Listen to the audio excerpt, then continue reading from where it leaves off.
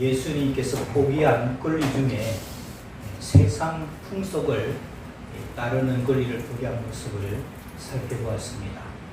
의식주를 비롯해서 여러 생활의 모습 속에서 세상의 풍속을 따르는 권리를 포기하신 예수님의 모습을 살펴보았습니다. 그것은 예수님의 겉모습이라고 할 수가 있을 것입니다. 오늘은 권리 포기에 대해서 마지막 말씀으로 예수님의 내면적인 요소 중에 예수님께서 자기 권리들을 포기한 내용에 대해서 살펴보려고 합니다. 오늘 우리가 읽은 이 마태복음 13장 이 앞부분은 여러분들 잘 아는 비유장입니다. 예수님의 설교 중에 천국에 대해서 여러 가지 비유로 말씀하신 내용이죠. 그리고 이제 그 후에 예수님께서 자기 고향으로 가셔서 회당에서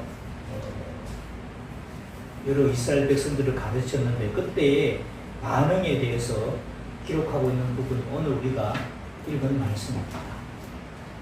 예수님이 회당에서 가르치는데 그 앞에서 대놓고 아니 이 사람 목수의 아들 아니냐? 일자 무식인 줄 알았는데 이 사람 지식이 어디서 다 왔지? 이렇게 말하고 있는 겁니다. 그러니까 가르치시는 예수님의 자존심을 완전히 뭉개놓고 있는 것이죠. 여기뿐만 아닙니다. 여러분 주보 사이의 간지 저를 따라오세요. 주보 사이 간지를 보시면 주보 사이 간지 여러분 예수님의 권리 포기 중에 요한복음 7장 14절에서 15절 말씀 제가 14절 보겠습니다. 요한복음 7장 14, 15절 말씀 이미 명절의 중반이 되어 예수께서 성전에 올라가사 가르치시니 이 사람은 배우지 아니하였거늘 어떻게 그를 아느냐.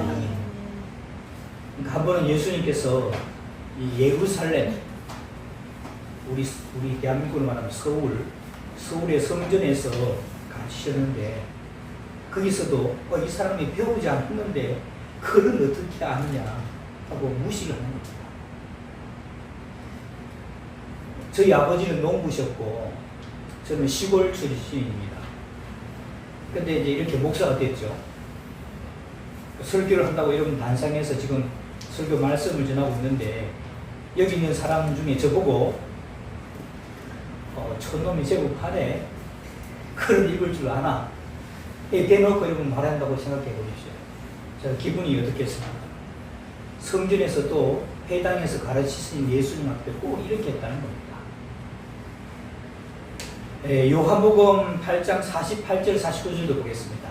꼭 나와 있습니다. 요한복음 8장 48, 49절 말씀 48절 제가 봅니다. 유대인들이 대답하여 이르되 우리가 너를 사마리아 사람이라 또는 귀신이 들렸다 하는 말이 옳지 아니하냐. 예수께서 대답하시되 나는 귀신을 들린 것이 아니라 오직 내 아버지를 부르거늘 너희가 나를 시시하는도다. 마태복음 12장 24절도 같이 봅니다. 시작. 바리새인들은 듣고 이르되 이가 귀신의 왕 바알세불을 믿지 않고는 귀신을 쫓아내지 못하느니라. 가르치시는 예수님을 향해서 당신은 사마리아 사람이다. 당신은 귀신 들린 사람이다. 이렇게 말했다고 합니다. 여러분 사마리아 사람들은 그 당시에 사람 취급을 안 했어요.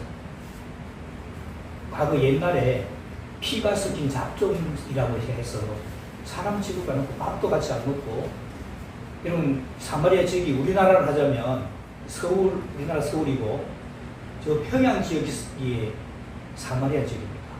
그래서 우리 여기 서울에서 저 함경도 그쪽으로 가려면 평양 지역을 지나가야 되잖아요. 그런데 빙 둘러서 갑니다. 사마리아 지역을 빙 둘러서 갈 정도로 그 사마리아 사람들을 싫어하고 상종을 하지 않습니다. 물도 같이 마시지도 못하고 그랬어요. 근데 이 예수님을 보고 당신 사마리아 사람이다 그렇게 말하기도 하고 귀신이 들렸다 말하기도 합니다. 다른 곳에서 온 사람들은 예수님 보고 미쳤다고도 말하기도 합니다. 그리고 예수님이 병자들을 고치고 귀신을 쫓아내죠. 그 귀신이 쫓아나가는 거는 겉으로 보여지는 능력이잖아요. 그러니까 그걸 부인할 수 없으니까 예수님을 무시하려고 무슨 말을 하는가니까 귀신이 쫓겨난 걸 보니까 그 능력을 부인할 수가 없어서 하는 말이 이 사람이 귀신의 왕 바알세부를 힘입지 않고는 귀신을 쫓아내지 못한다. 그러니까 귀신의 왕 바알세부를 힘입어서 귀신을 쫓아낸다. 그렇게 말하는 겁니다. 그러니까 이렇게 말하는 것은 예수님의 가르치시는 예수님의 자존심을 꺾고 존재 자체를 완전히 부정하고 무시하는 그런 처사였습니다. 제가 만약 그런 입장이었다면 열이 머리 끝까지 아마 올라와서 혈기를 내며 대들었을 것 같습니다. 근데 예수님은 그러지 않으셨습니다. 감정적으로 말씀하지도 않고 혈기를 부리지도 않으셨습니다. 영적 권위에 도전한다고 저주를 하지도 않으셨습니다. 오히려 조용히 합의하셨습니다. 이것은 자존심을 세우려는 권리를 포기하신 예수님의 모습이었습니다. 결국 예수님은 유대 종교 지도자들의 시기 때문에 체포되고 결국 신문을 당하게 되죠. 여러분 마태복음 26장 63, 64절 말씀, 제가 63절 봅니다. 예수께서 침묵하시거늘 대제사장이 이르되 내가 너로 살아계신 하나님께 맹세하게 하노니 네가 하나님의 아들 그리스도인지 우리에게 말하라. 예수께서 이르시되 내가 말하노라. 그러나 내가 너희에게 이르노니 이후에 인자가 운동의 우편에 앉아 있는 것과 하늘 구름을 타고 오는 것을 너희가 보리라 하시니. 그러니까 여러분 지금 대제사장 앞에서 신문을 당하시는데 대제사장이 질문을 하죠. 네가 하나님의 아들 그리스도냐? 말해봐. 그랬더니 내가 그다. 내가 하늘 구름을 타고 올 것이다. 이렇게 했더니 이 말을 했다고 신성모독한 사람이다. 이렇게 말합니다. 그러면서 이 대제사장이 더 이상 무슨 증거가 필요하겠느냐? 이 사람은 사형에 해당한다. 이렇게 했더니 옆에 있던 사람들이 예수님 얼굴에다가 침을 뱉고 주먹을 쥐가지고 예수님을 때리거나 또 얼굴을 가리고 뺨을 때리고는 누가 알아맞혀 때렸는지 알아맞혀봐라. 이렇게 모욕을 줬습니다. 우리 마태복음 26장 67, 68절도 보겠습니다. 이에 예수의 얼굴에 침 뱉으며 주먹으로 치고 어떤 사람은 손바닥으로 때리며 그리스도야 우리에게 선지자 노릇을 하라. 너를 신자가 누구냐? 예수님은 체포당하신 후에 유대인들에게 인계의 한계를 시험당하는 그런 모욕을 받습니다. 이게 여러분 이방인들이나 로마 총독이나 군인들에게 당하는 것이 아니라 하나님을 예배한다고 하는 자기 민족 종교 지도자들에게 당한 것입니다. 예수님 얼마나 그분의 존재와 인격을 무시하는 말을 들으셨는지 많이 들으셨는지 몰라요. 근데 한 번도 분을 터뜨리거나 덤벼들거나 논쟁하지 않으셨습니다. 예수님은 자존심을 지키는 권리를 포기하시기 때문입니다. 흔히 사람들이 말합니다. 우리가 돈이 없지 가오가 없냐? 그런 말 들어보셨죠? 그러면서 마지막 자존심을 지키려고 하는데 예수님은 그 흔한 자존심을 지키는 권리마저도 포기하셨다는 것입니다. 이것이 오늘 우리가 예수님이 포기하신 그 권리 중에 첫 번째 것입니다. 자존심을 지키는 권리를 포기한 것이죠. 우리는 쓸데없이 우리 자존심을 내세우다가 이를 그르친 때가 얼마나 많습니까? 예수님의 모습을 잘 볼 필요가 있겠습니다.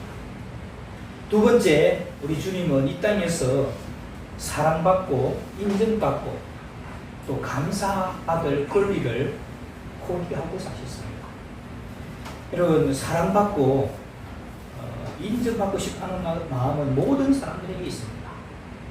이게 여러분 죄가 아닙니다. 어쩌면 모든 사람들이 다 가지고 있는 욕구고 또 기본적인 권리라고 할 수 있을 것입니다. 하지만 예수님은 그 권리마저도 포기하고 사셨습니다. 예수님은 이런 무수한 병자들을 고치셨습니다.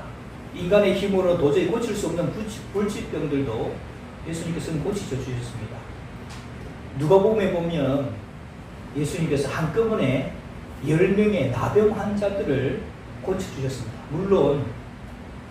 그 자리에서 나온 것이 아니라 당시에는 이런 의사 역할을 하는 사람이 제사장이었죠. 그래서 제사장에게 너희 몸을 보이러 가라. 몸이 나았는지 안 나았는지 보이러 가라. 그 말을 듣고 가는 도중에 나병이 다 나아버린 겁니다. 10명을 이렇게 다 낫게 해줬는데 그 중에 감사로 다시 찾아와서 예수님께 감사합니다 이렇게 고백한 사람은 사마리아 사람 한 사람뿐입니다. 나머지 9은 다시 찾아와 감사하다고 말한 사람은 없었다는 거예요. 여러분 요한복음 6장 54, 55절 말씀으로 같이 보겠습니다. 요한복음 6장 54, 55절 말씀. 54절 제가 봅니다. 내 살을 먹고 내 피를 마시는 자는 영생을 가졌고 마지막 날에 내가 그를 다시 살리리니 내 살은 참된 양식이요 내 피는 참된 영양이다. 성찬식 때 많이 사용한 이 성구 말씀인데 이 말씀은 예수님께서 보리떡 5개와 물고기 2마리 그리고 오병이어라고 그러죠. 이 오병이어로 남자만 5,000명이나 되는 사람들을 뭐 여자는 대체적으로 한 3배나 많죠.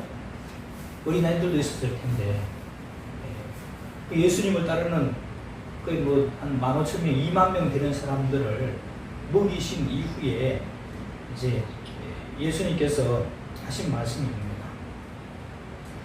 그런데 그 결과가 바로 요한복음 6장 66, 67절 말씀입니다. 그것도 같이 볼게요. 66절 제가 봅니다. 그때부터 그의 제자 중에서 많은 사람이 떠나가고 다시 그와 함께 다니지 아니하더라. 예수께서 12제자에게 이르시되 너희도 가느냐. 그러니까 여러분 예수님 설교가 이제 유대인들의 마음에 좀 안 들었던 것 같아요. 왜냐하면 여러분 레위 말씀에 보면은 피를 먹게 했어야 못 먹게 했어요. 피를 먹지 못하게 했죠. 유대인의 법에는 피를 먹지 못하게 합니다. 그런데 예수님께서 지금 뭐라고 말씀하시죠? 내 살을 먹고 내 피를 마셔야 된다는 겁니다. 이게 거리는 거죠. 그래서 내 살은 참된 양식이고 내 피는 참된 음료다. 이런 설교를 하니까 공짜밥을 얻어먹은 많은 사람들이 진짜로 예수님께서 하고 싶은 말씀을 하니까 아이고 설교 말씀 어렵다. 이해하기 어렵다 하고는 다 떠나가고 있다는 겁니다. 그랬더니 예수님께서 12제자들에게 너희들도 가려느냐? 그렇게 묻는 장면이 금방 우리가 요한복음 6장 66, 67절 말씀입니다. 어떤 목사님이 신학교를 졸업하고 울산에서 교회를 개척을 했습니다. 우리처럼 이렇게 교회를 개척한 거죠. 그 교회가 이제 부흥을 해서 혼자 감당하기가 어려워지자 전도사님 한 분을 초빙을 해서 함께 사역을 했습니다. 그 두 분은 얼마 동안 같이 사역을 했고 교회가 더욱더 부흥하게 되었습니다. 그런데 그러던 어느 주일날 아침에 이 목사님이 설교를 하려고 강대상에 올랐었는데 성도들이 몇 명밖에 보이지 않고 어디로 가고 없었습니다. 나중에 알아보니까 함께 사역했던 그 전도사니까 교인들을 다 이끌고 다른 곳에 가서 개척을 시작했다는 것입니다. 배신감, 분노, 스트레스를 받은 이 목사는 간에 염증이 생겼다는 그런 진단을 받고 병원에 입원을 하게 되었습니다. 제가 그렇게 당했다면 아마 이 목사님처럼 똑같이 스트레스를 받아서 몸에 병이 생겼을 것 같습니다. 하지만 예수님은 그 많은 사람들이 등을 돌리고 다 떠나가 버리자 화가 나서 간에 염증이 생겼다 뭐 이런 말이 없습니다. 사랑받고 인정받고 감사받을 권리를 포기하면 열을 받을 필요도 없는 것이죠. 사람들이 배신하고 떠나도 인정해주지 않더라도 예수님은 열받지 않으셨습니다. 여러분 예수님께서 체포되시기 전 한 주 전이죠. 종려주일에 예수님이 예루살렘에 들어가실 때 일이었습니다. 모든 사람들이 길거리를 메우고 자기 겉옷을 벗어서 예수님이 들어오시는 그 길에다 깔아주고 종려나무 가지를 꺾어서 길에다 깔면서 예수님을 환영합니다. 호산나 호산나 하면서 환영을 했죠. 그런데 그들이 얼마 지나지 않아서 같은 한 주간입니다. 그 주간에 그들의 태도가 완전히 달라집니다. 예수님께서 금요일날 못 박히셨죠. 그러니까 그 주일날 그렇게 환영을 했고는 그 금요일날 그 오후에 오전 9시였죠. 빌라도가 이제 법정에 서서 재판을 받게 되는데 유대인들이 한 목소리를 외치면서 십자가에 못 박으소서, 십자가에 못 박으소서. 빌라도가 이 사람 죄가 없는 것 같은데 자꾸 십자가에 못 박으려니까 세수대에 가져와서 손에다가 물이 씻으면서 이 사람의 피해에 대해서는 나는 무지하니까 너희가 당해라. 그랬더니 그 사람들이 그 피를 우리와 우리 자손에게 돌리소서 하고 십자가에 못 박으라고 막 고함지는. 그래서 이 모든 사람들이 예수님으로부터 등을 다 돌려야 된다는 것이죠. 여러분 6월절에는 각각 각지에 있는 이 유대인들이 예루살렘 성전에서 예배드리기 위해서 찾아옵니다. 그러니까 그들 중에는 예수님 사역하시는 동안에 예수님을 만나고 도움받았던 사람들도 있었을 것입니다. 병고침을 받았던 맹인들도 있었을 것이고 나병 환자들, 중풍병자들, 또 공짜로 밥을 얻어먹은 수많은 사람들이 있었을 것입니다. 그 사람들 다 어디로 갔습니까? 예수님께 대해서 감사하고 의를 지키는 사람이 왜 한 사람도 없었을까요? 예수님이 사랑받고 인정받고 감사받을 권리를 포기하지 않은 분이라면 십자가에 달리셨을 때 그 사람들을 내려보면서 여러분 뭐라고 말씀하셨을까요? 감사할 줄도 모르고 의리도 모르는 이 배은망덕한 놈들아 3일 후에 다시 보자 이렇게 말씀하셨을지도 모릅니다. 예수님은 3일 후에 다시 구원하실 것을 아셨습니다. 예수님은 그 모든 권리를 포기하시고 사신 분이시기 때문에 십자가에서 아무 말씀도 하지 않으셨습니다. 오히려 예수님은 이렇게 말씀하셨습니다. 우리 누가복음 23장 34절 말씀. 누가복음 23장 34절 말씀. 맨 밑에 있죠. 우리 같이 보겠습니다. 시작. 이에 예수께서 이르시되 아버지 저들을 사하여 주옵소서. 자기들이 하는 것을 알지 못함이니이다.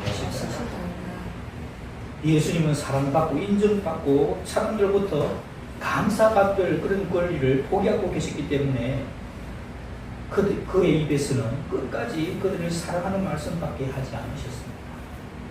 이것이 우리 예수님의 모습이었습니다. 첫 번째가 뭐였죠? 예수님이 자존심을 지킬 그런 권리들이 다 있잖아요. 저도 여러분 그걸 내세우지 않으신 거죠. 그리고 두 번째는 사랑받고 인정받고 감사받을 그런 권리도 포기하셨다는 거죠. 그리고 마지막 세 번째로 예수님의 삶을 보면 그분의 모든 사역 속에서 자기의 영광을 취할 권리를 포기하셨다는 것을 우리가 알 수가 있습니다. 우리 주보사의 간지 뒷면에 보시면 마태복음 15장 31절 말씀을 같이 보겠습니다. 마태복음 15장 31절 말씀 시작. 말 못하는 사람이 말하고 장애인이 운전하게 되고 다리 저는 사람이 걸으며 맹인이 보는 것을 우리가 보고 놀랍게 여겨 이스라엘 하나님께 영광을 돌리니라. 병은 여러분 누가 고쳤어요? 예수님이 고치셨습니다. 근데 주위에 있는 모든 사람들이 예수님께 영광을 돌리는 것이 아니고 이스라엘의 하나님께 영광을 돌리셨습니다. 누가복음 18장도 우리 같이 보겠습니다. 누가복음 18장 41절 제가 봅니다. 내게 무엇을 하여 주기를 원하느냐 이르되 주여 보기를 원하나이다. 예수께서 그에게 이르시되 보라 내 믿음이 너를 구하느니라 하시니 곧 보게 되어 하나님께 영광을 돌리며 예수를 따르니 백성이 다 이를 보고 하나님을 찬양하라. 맹인의 눈을 뜨게 한 것은 예수님이지만 눈 뜬 사람은 예수님께 찬양하거나 경배하지 않고 하나님께 영광을 돌렸습니다. 그러자 주위 사람들이 그 광경을 보고 하나님을 찬양하였다고 기록하고 있습니다. 누가복음 15장 10절에서 13절 말씀도 보겠습니다. 누가복음 15장 10절에서 13절 말씀.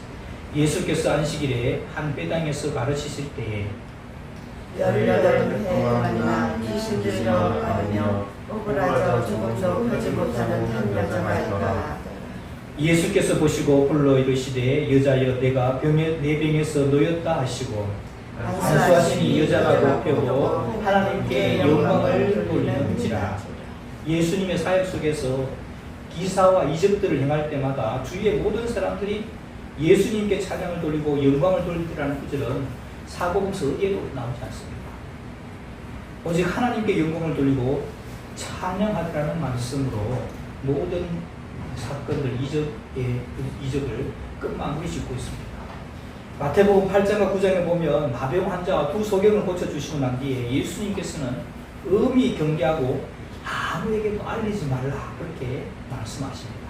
만약 예수님께서 자기를 드러내고 자기의 영광을 구하려고 했다면 만약에 병을 고쳐줬어. 그럼 뭐라고 말할까요? 네가 가서 보는 사람들에게 소문을 내라고, 만나는 사람마다 다 소문을 내라고 그렇게 말했을 것입니다. 하지만은 다른 사람들에게 엄히 경계하면서 알리지 말라고 하셨습니다. 왜 그러셨습니까? 예수님은 모든 사역 속에서 자기가 영광을 취할 거리를 포기하고 내가 내 아버지의 이름으로 행하는 일이었다. 그래서 영광을 하나님께 돌리셨습니다. 예수님은 영광을 받을 자격이 충분하셨지만은 그 권리를 포기하셨습니다. 언제나 하나님의 이름으로 사역하셨습니다. 사람들이 자신을 바라보고 칭찬하고 경배하려고 할 때 하나님이 하신 일이라고 말하며 하나님께 영광을 돌리신 것이죠. 이것이 우리에게 보여주신 본이십니다. 지금까지 여러분 우리가 예수님이 자기 권리를 포기하신 모습을 살펴보았죠. 예수님은 하나님과 본체시죠.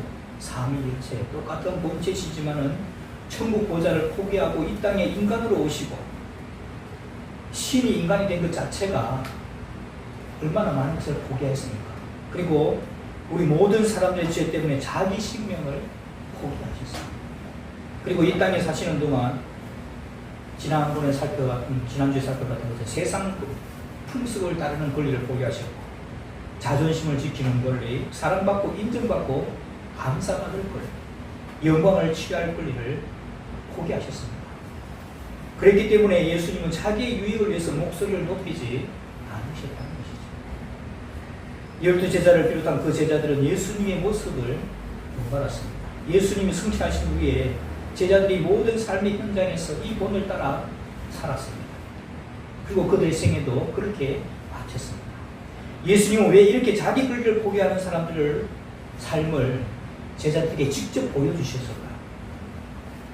앞으로 예수님을 대신해서 복음을 들고 나갈 때 그 모든 권리를 포기하는 제자의 삶을 살 수 있다는 것을 몸소 실천으로 보여주신 것입니다. 복음에 증인된 사람들, 즉 제자는 예수님의 모습을 본받는 사람들입니다. 예수님처럼 그렇게 살면 우리는 매번 손해만 당하고 살 것이라고 생각되지만 오히려 주님으로부터 더 큰 약속을 받게 됩니다. 그거 지금 한 달쯤 되죠. 지금까지 구약에서부터 구약의 모세, 여호수아, 그리고 아브라함, 그리고 다윗, 예수님에 이르기까지 하나님의 말씀 앞에 또 하나님 앞에서 발에서 신을 벗고 자기 권리를 포기한 모습들을 살펴봤습니다. 우리도 내가 가진 권리를 포기하면 내가 손해 당할 것 같다 이렇게 해서 내 권리를 쉽게 포기하지 못하는데 우리가 당당하게 받을 권리를 예수님 때문에 하나님 말씀 때문에 기꺼이 포기하면요 오히려 그 때문에 더 풍성하고 넘치는 은혜가 있게 되기를 주님의 이름으로 축원합니다. 기도하겠습니다. 하나님 아버지, 지난 몇 주간 이 땅에서 자기의 권리를 포기하고 믿음으로 살았던 아브라함, 모세, 여호수아, 다윗, 그리고 오늘은 예수님의 모습까지 살펴보았습니다. 내 권리를 다 주장하고 다 누리며 살면 더 잘 살 것 같지만 예수님과 먼저 살았던 믿음의 선지들은 그 권리들을 포기하며 더 많은 것을 누리게 될 것을 삶으로 보여주었습니다. 당연히 누릴 수 있는 여러 권리들을 복음의 제자로서 예수님처럼 포기하며 살아서 더 큰 은혜를 체험하며 사는 주님의 제자들 다 되게 하여 주옵소서. 예수님의 이름으로 기도하옵나이다. 아멘.